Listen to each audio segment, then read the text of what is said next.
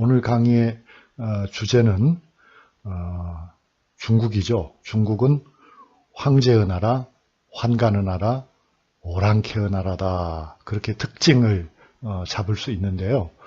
그 중국의 황제를 상징하는 것은 결국 중앙 집권적인 나라라는 얘기고요. 환관도 바로 그 중앙 집권에 해당하는 것이죠. 왕이 혼자서 다스릴 수 없으니까.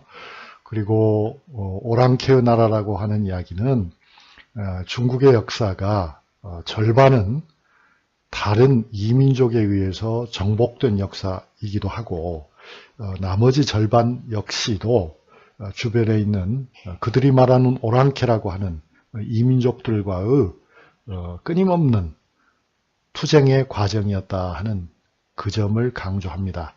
아울러서 중국 역사에서는 여러분이 어쩌면 잘 모르고 있었을 한 지점인데 사실은 교역의 나라다. 무역이 항상 국가 운영에 굉장히 필수적인 역할을 한, 중추적인 역할을 한 나라가 바로 중국이다 하는 것을 말씀드리겠습니다. 우리가 이 강의를 하는 이유는 무엇인가요?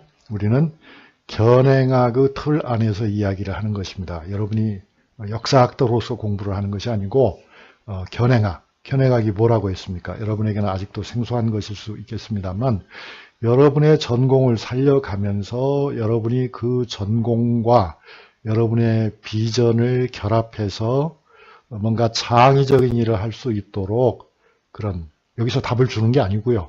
그런 답을 찾을 수 있는 실마리를 제공하는 하나의 새로운 교양 과목이 견행학이다. 그런 거죠. 그 틀 안에서 우리는 동아시아의 사회와 문화를 새롭게 발견하려고 노력하는 것입니다. 그래서 지금 중국의 특징을 보는 거죠. 오늘 이 시간에는 우리가 넘겨봐야 될 슬라이드는 좀 많습니다. 43장이나 되거든요. 그것을 50분 동안 보니까 하나하나를 길게 설명하지는 않겠고요. 어떤 슬라이드는 좀 자세하게 설명하고 또 다른 슬라이드는 그저 참고만 하고 넘어가는 그런 방식으로 강의를 진행하겠습니다. 그리고 강의의 맨 마지막에는 여러분이 각자 혼자서 생각할 문제를 3가지를 적어 놨습니다. 그것은 답안을 작성해 가지고 저한테 보내는 건 아니에요. 그건 아니고 여러분이 강의 중에 느낀 소감과 함께 그것을 잘 노트에 두기 바랍니다. 그럼 이제 나중에 우리가 소감을 공유하는데 자료가 될 수 있는 거죠. 자, 그러면 이제 본격적으로 이야기를 해보겠습니다. 중국은 이렇게 넓은 면적을 차지하고 있습니다. 우리나라보다는 면적으로 보면 수십 배가 넘죠. 인구로 봐도 20배 이상이죠. 우리 대한민국은 5천만이니까 저쪽은 10억이 넘고요. 그래서 지금 여러분에게 보여드리는 이 지도는 뭐냐면 중국이란 나라가 GDP가 많지 않습니까? 그러니까 미국 다음으로 많지 않습니까? 어쩌면 이제 곧 미국을 추월할 수도 있다는 전망이 나오고 있습니다만, 그랬을 때 중국의 각 성들을 세계의 여러 나라와 비교해서 성 하나하나가 어떤 나라의 GDP에 해당한다 하는 것들을 여기서 표시한 겁니다. 그러니까 경제가 엄청나게 폭발적으로 지난 30년 동안에 발전한 나라가 중국인 거죠. 그것을 한눈에 보여주는 그런 사진입니다. 그런데 이 중국의 역사를 살펴보면 이것이 결국 이제 중국 사회의 특징, 중국 문화의 특징과 관련이 되겠는데 이민족의 침략과 관계가 깊다. 중국은 처음부터 이민족과의 대결, 이민족과의 융합의 과정을 끊임없이 되풀이해 왔다 하는 점을 말하고 싶고요. 또 그 중국 문화의 오늘날 중국 영토 안에서 발견되는 옛날 문화 중에는 홍산 문화는 여러분이 잘 아시는 요동지방의 홍산이라는 지역이 있습니다. 거기서 발견된 옛 문화는 이게 과연 고대 중국의 문화인지 아니면 고대 동이족의 문화인지를 분명하게 알기가 어렵습니다. 중국은 물론 중국 사람들은 그것이 자기네 문화의 원조였다 이렇게 말을 하지만 석연치 않은 점이 있거든요. 그 석연치 않은 점이라는 것이 바로 뭐냐면 중국이라고 하는 것은 오늘날 중국은 대단히 독특한 문화를 가지고 있는 것으로 세계 어느 나라나 다 인정하고 있는 것이지만 초기 단계에서 보면 중국을 둘러싸고 있는 이른바 변방의 여러 민족들, 중국인들은 그것을 오랑캐라고 말하죠. 특별히는 이자를 표현해서 큰 활이라고 하는 큰 대자, 활궁자를 합친 글자가 그 이자 아닙니까? 그래서 중국 주변에는 9개의 오랑캐가 있었다 라고 말하기도 하고 그 중에 가장 대표적인 것이 동이다, 동쪽에 있는 오랑캐다 라고 말하는데 여러분이 알다시피 여러분이나 나는 우리 한국 사람들은 동이족의 가장 대표적인 그런 부족이죠. 그런데 중국의 역사는 바로 이런 오랑캐, 특히 동이와는 긴밀한 관계가 있었습니다. 그래서 유교의 고전인 맹자에 보면 아주 큰 글씨로 아주 이렇게 박혀 있어요. 뭐라고? 중국 역사의 가장 전설적인 황제 중에 하나였던 순임금. 순임금은 동이 사람이다. 이렇게 되어 있습니다. 그걸 보면 이른바 한족과 동이족은 고대로부터 구별이 되는 것이기도 하지만 인적인 교류가 굉장히 활발했다 하는 것도 알 수가 있는 거죠. 즉 중국의 전설적인 황제 가운데 한 사람이 동이 출신이다라고 하는 것은 동이와 중국의 관계에 대해서 우리가 속단하기 어려운 점이 있다.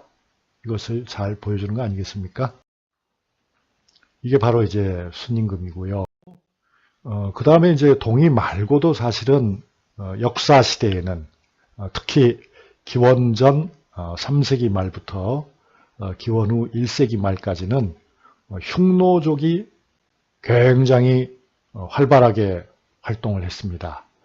그래서 그 흉노족이라고 하는 것은 우리는 이제 동쪽의 고구려로 대표되는, 고구려와 부여로 대표되는 우리는 동이고, 이른바.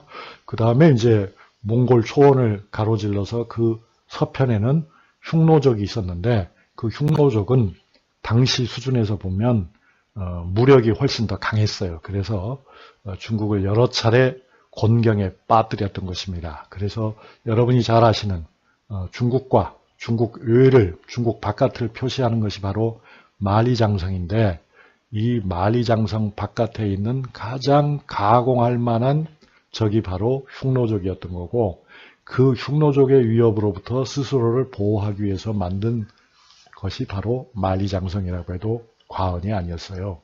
그래서 이제 흉노족이라고 하는 것이 중국에게는 엄청난 위협이 됐고 그 위협이 바로 중국 사람들을 하나로 단결시키고 중국의 초기부터 중앙집권적 체제를 만들도록 하는 강력한 외적 동기가 됐던 겁니다.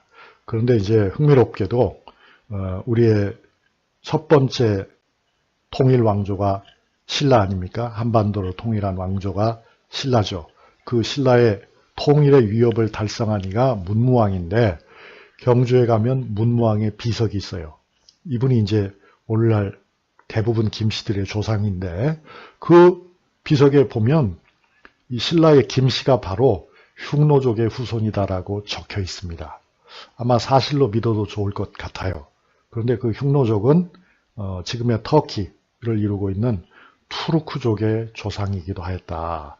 그러니까 그 흉노족이나 결국 신라에 이르는 저 몽골에서부터 요동을 가로질러서 신라에 이르기까지 광범위하게 말하자면 중국과 밀접한 관계에 있으면서도 경쟁하고 중국을 침략해서 괴롭히는 이른바 오랑캐가, 제가 오랑캐라고 믿는 건 아니에요. 사람들이 그렇게 말을 하니까 이른바라고 하죠. 이른바 오랑캐가 서로 연합하고 중국에게 복종을 하는 듯 하면서도 또 대항하고 이런 역사들이 되풀이되어 왔다는 것을 알 수가 있죠. 그래서 이 지도를 보시면은 뚜렷하게 드러나잖아요. 위에 흉노가 있어가지고 그 흉노가 여러 주변 민족들과 함께 힘을 합쳐가지고 한나라를, 중국의 대표적인 제국이죠. 한나라를 매우 압박했음을 알 수 있다. 그 다음에 이제 중국을 괴롭힌 이민족을 예로 든다면은 선비족이죠. 선비족은 바로 흉노가 퇴각되고 난 다음에 흉노가 있었던 그 자리에 결국 선비가 자리를 잡게 됩니다. 그런데 이것도 참 재밌어요, 여러분. 이른바 선비족이라고 하는 게 선비. 우리가 우리의 지배층을 뭐라고 부릅니까? 선비라고 하잖아요. 그러니까 물론 붓을 든 사나이들을 우리가 선비라고 말을 하고 한국 문화의 굉장한 특징이 바로 그 선비에 있는 것인데 이 선비가 선비족의 선비하고 과연 같은 것인지 다른 것인지 그건 아무도 밝힌 적이 없습니다. 근데 뭔가 관계가 있을지도 모르겠어요. 그 선비족이라고 하는 것은 사실은 어마어마한 힘을 가지고 2세기 말에서 3세기 초에 중국화됩니다. 부분이 일부가 중국화돼 가지고 북중국 지역을 완전히 차지하거든요. 그리고 이 선비족 가운데서 결국은 중국을 통일한 수나라 왕조가 나옵니다. 또 그 선비족 가운데서 중국화된 선비족 가운데서 중국을 통일한 또 다른 왕조 당나라가 나옵니다. 그러니까 여러분 이거 참 충격이죠. 그러니까 이른바 수나라나 당나라는 이민족을 몰아내고 중국을 통일한 왕조라고 그렇게 우리가 말하는데 틀린 말은 아닌데 그런데 정작 그 왕조의 황제들, 그 왕실은 선비족 출신이었다. 어때요? 중국 역사 만만치 않죠? 중국은 그렇게 이민족과 한족이 서로 뒤엉켜가면서 밀고 쫓아내고 하면서 역사를 써나간 것입니다. 굉장히 다이나믹하죠. 그러니까 이러한 중국이기 때문에 사실 중국은 우리하고는 좀 문화적으로 유사성도 있지만 큰 차이점도 있는 것 같아요. 우리는 외부에서 누군가가 들어와가지고 왕조를 세우고 그런 일이 매우 적잖아요. 그러니까 한국 사람들에게는 민족적, 문화적 정체성이라는 건 의심의 여지가 없는 것이고 외부 침입에 대해서 굉장히 배타적이고 외부로부터 들어온 사람에 대해서도 상당히 배타적이죠. 그런데 중국은 그렇지가 않다. 중국은 중국 역사의 반 이상을 이민족이 썼다. 그런 점에서 중국 사람들은 이민족이 권력을 잡는 것, 이민족이 자기네 사회를 지배하는 것, 이런 것들에 대해서 상당히 탄력적으로 반응한다는 거죠. 그 점이 좀 우리하고는 구별이 되는 점입니다. 이게 지금 화면이 좀 작게 나왔습니다만 선비족이 다스린 나라도 엄청나게 컸다는 것을 여러분이 이 그림을 통해서 지도를 통해서 보실 수 있고 또 선비족의 특별한 유물이라고 한다면 지금 황금으로 도금이 된 이게 혁대입니다. 혁대. 허리띠의 장신구 부분이죠. 이런 부분들은 우리 고조선을 비롯해서 한국의 고대 국가에서 발견되는 그런 유물과도 매우 유사하다. 그럴 수밖에 없겠죠. 왜냐하면 우리는 선비하고 혈통이 다르지만 매우 유사한 혈통이기 때문에 문화적 또 지리적으로도 대단히 가까운 관계에 있었기 때문에 유물도 좀 비슷한 점이 있는 것이 당연하겠죠.